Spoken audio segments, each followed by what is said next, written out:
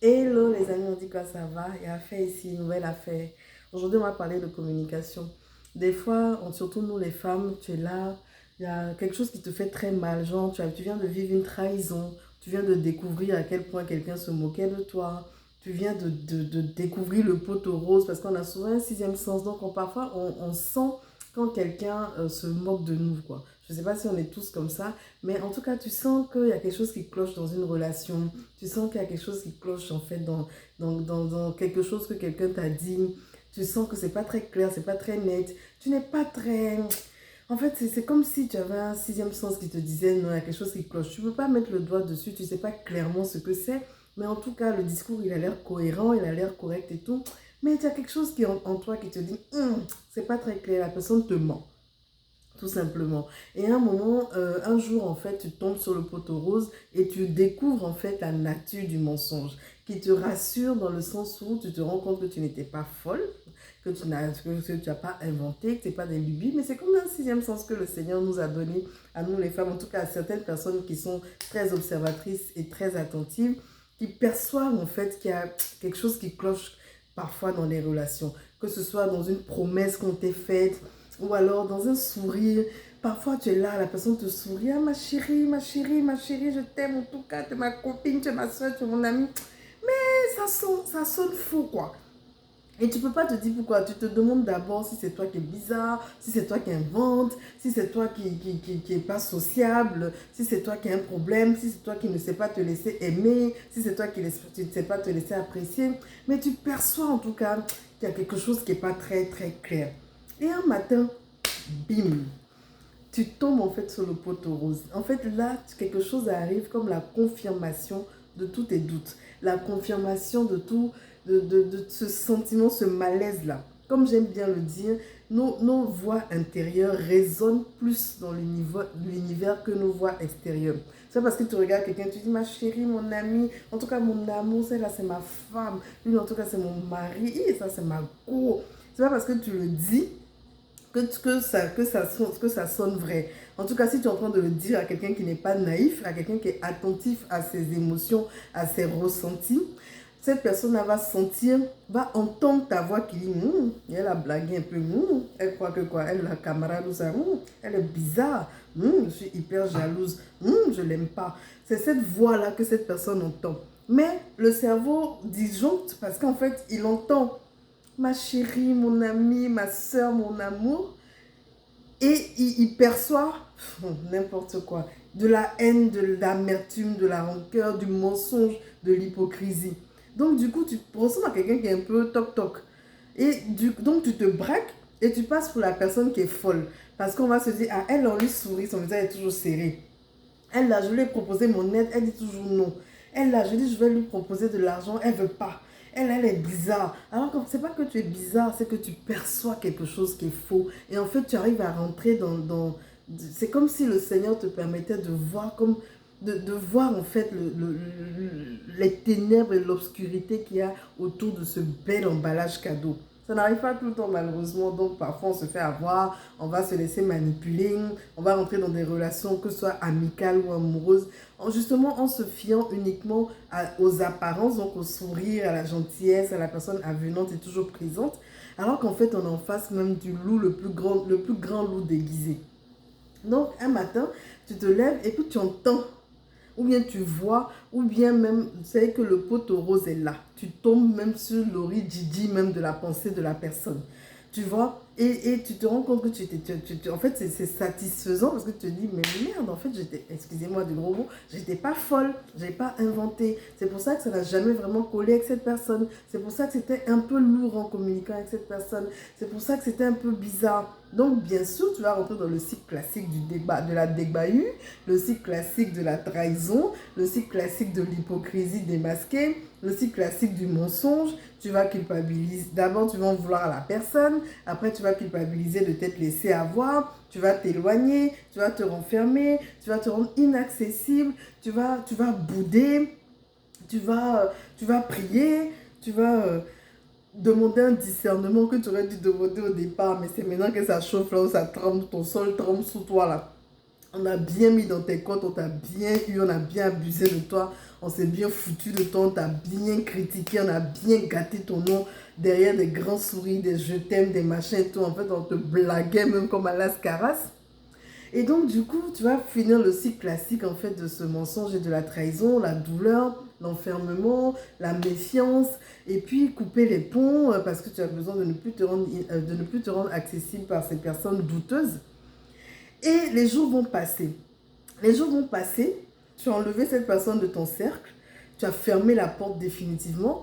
Cette personne ne peut même pas imaginer ce que tu sais, puisqu'en fait, elle ne sait pas lequel de ces mauvais sons-là a résonné le plus. Elle ne sait pas en fait lequel de ces mensonges, lequel de ces hypocrisies tu as capté.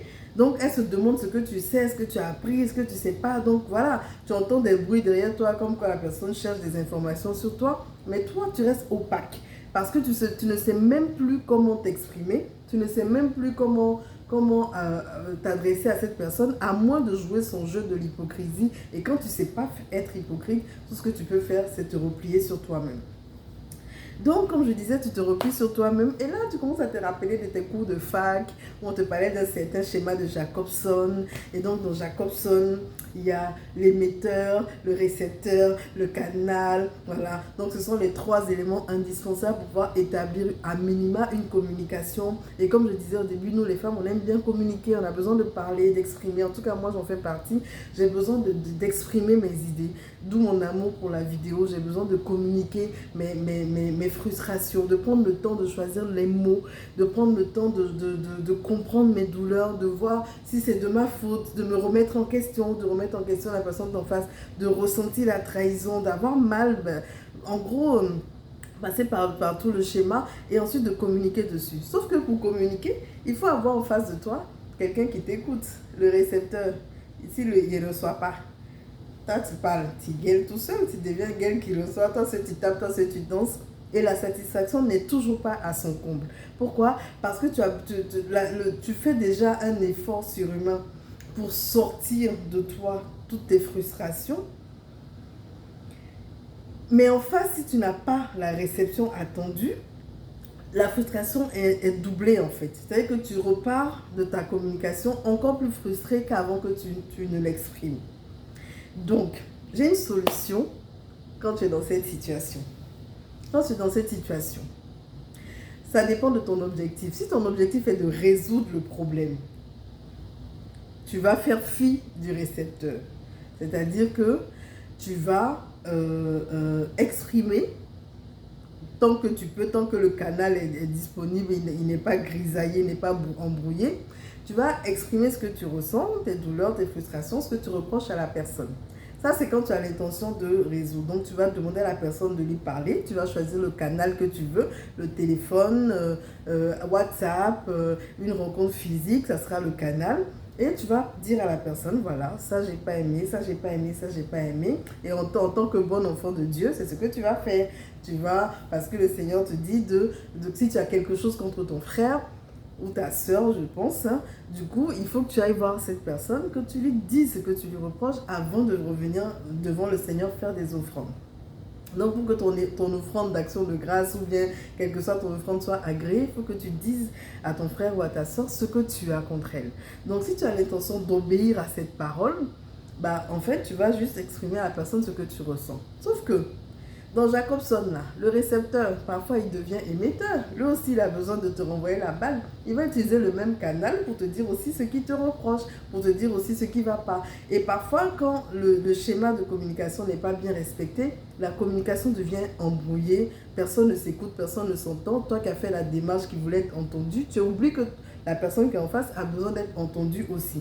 Donc, du coup, ça devient un gros désordre et la plupart du temps c'est un peu difficile d'arriver à un compromis, en tout cas si on n'est pas tous les deux sur la même longueur d'onde. Si tu parles à quelqu'un qui ne connaît pas faire de Jacobson, qui te parle pour te répondre, qui te parle pour Jafoul, il ne parle pas pour écouter. Si la personne ne reçoit pas ce que tu dis pour entendre, pour écouter, pour résoudre, tu tapes dans ton truc.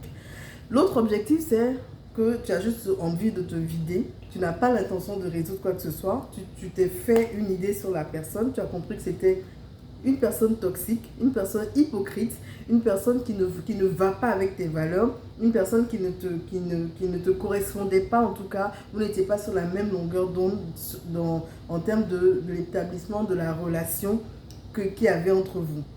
Donc, tu as fermé la porte à cette personne, tu es opaque, tu t'es rendu inaccessible à cette personne, mais la douleur est toujours là. La douleur de la trahison est toujours là et le manque, le jonce de communication est toujours là. C'est-à-dire que tu as besoin de parler, tu as besoin, il faut que ça sorte. Quand tu veux que ça sorte comme ça, là, utilise d'autres canaux de communication. Mais des canaux de communication, on va dire, très conventionnels qui sont devenus moins conventionnels. Par exemple, l'écriture.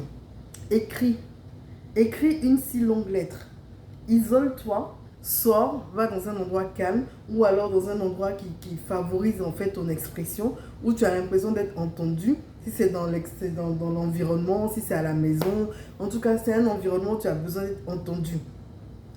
Où tu sens que tu as le droit de t'exprimer, même si tu es tout seul face à un miroir, si tu es seul, en tout cas, prends un stylo, une feuille, ou prends ton WhatsApp, crée une page de notes et écris.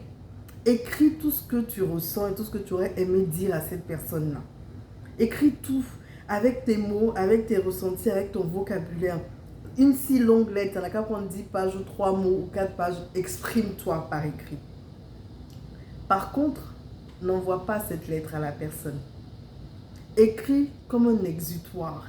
Écris pour te décharger, pour te vider. Parce que tu es convaincu que la personne à qui tu t'adresses, en recevant cette lettre, ne comprendra même pas ce que tu es en train de dire. Parce qu'elle est dans sa défense, ou bien elle est trop ancrée dans son mensonge, ou elle est tellement convaincue que tu n'es pas capable de déceler son hypocrisie et son mensonge. Et de toute manière, tu n'as pas l'intention de continuer une relation avec cette personne, ça ne sert à rien de lui écrire. Écris-lui et prends le temps qu'il te faut, 1 semaine, 1 mois, 6 mois, 1 an, 2 ans. Écris autant de fois que tu veux ce que tu ressens et termine par « je te pardonne ». Il faut que l'univers entende. Il faut que le Saint-Esprit entende. Il faut que les anges entendent. Il faut que Dieu entende. Il faut que ton cœur exprime ce besoin, ce désir, cette décision de pardonner à cette personne. Tu prononces à la fin, en vertu de tous les pouvoirs qui nous sont conférés, je te pardonne. Non, tu écris à la fin, je te pardonne. Je te libère en fait de mon cœur. Parce qu'il ne s'agit plus de la personne qui t'a causé du tort. Parce que la Bible nous dit que le Seigneur crée toutes choses pour un but, même le méchant pour le jour du malheur. Donc cette personne qui est venue réveiller en toi ces problèmes émotionnels, elle aussi peut avoir été motivée par le Seigneur. Donc il ne s'agit plus de cette personne, il s'agit de toi et de ta relation avec ton Dieu. Il s'agit de toi et de ton obéissance à garder ton cœur plus que toute autre chose. La Bible te demande de garder ton cœur car c'est de là que viennent les sources de la vie. Garde ton cœur plus que toute autre chose. Donc pour garder ton cœur, pour le préserver, il faut que tu fasses l'action de pardonner. Et pardonner, tu n'es pas obligé de t'asseoir en face de la personne pour lui dire « Coucou, allô, bonjour, je te pardonne ». Non, tu n'as pas besoin de ça. Tu as besoin de signer ce contrat avec toi-même. Surtout si cette personne est définitivement hors de ta vie. Si ce n'est pas une personne indispensable à ta vie, tu n'as pas besoin de te la coltiner tout le reste de ta vie. Tu as découvert qui c'était. Tu fermes la porte entre toi et cette personne, mais tu écris. Tu écris ou tu fais une vidéo ou tu enregistres un vocal en fonction du canal qui est plus aisé pour toi. Si tout de suite tu n'arrives pas à mettre cette phrase à la fin, je te pardonne, attends une autre occasion, un autre jour, une autre fois où cette émotion va remonter. Reprends ton stylo, reprends ta caméra, reprends ton enregistreur vocal, exprime ta douleur, exprime ton mécontentement, exprime ta frustration et ton objectif est de trouver un jour l'occasion de terminer tes écrits, ton audio, ta vidéo par « je te pardonne ». Et tu verras, tu te sentiras hyper allégé. Tu laisseras la personne vivre sa vie parce que de toute manière, elle vit déjà sa vie. Que tu lui parles ou pas, ça n'enlève rien à sa vie. Donc du coup, toi qui as ressenti la douleur, toi qui as été frustré et choqué, si ton objectif n'est pas de renouer avec cette personne, écris-lui sans jamais lui envoyer cette missive. C'était mon petit conseil d'aujourd'hui. C'était Aïcha, Aïcha de Jésus. Prenez soin de vous et il y a plusieurs vies dans une vie. Elles méritent toutes d'être vécues. Donc tu vas entamer cette nouvelle vie sans cette personne dans ta vie, beaucoup plus légère, beaucoup plus libre, beaucoup plus indépendante, beaucoup plus alignée qu'auparavant. Sans cette personne dans ta vie, ça sera une très belle vie aussi, moins toxique, avec une maturité que cette personne t'aura permis d'acquérir. À bientôt, c'est Aïcha, Aïcha de Jésus.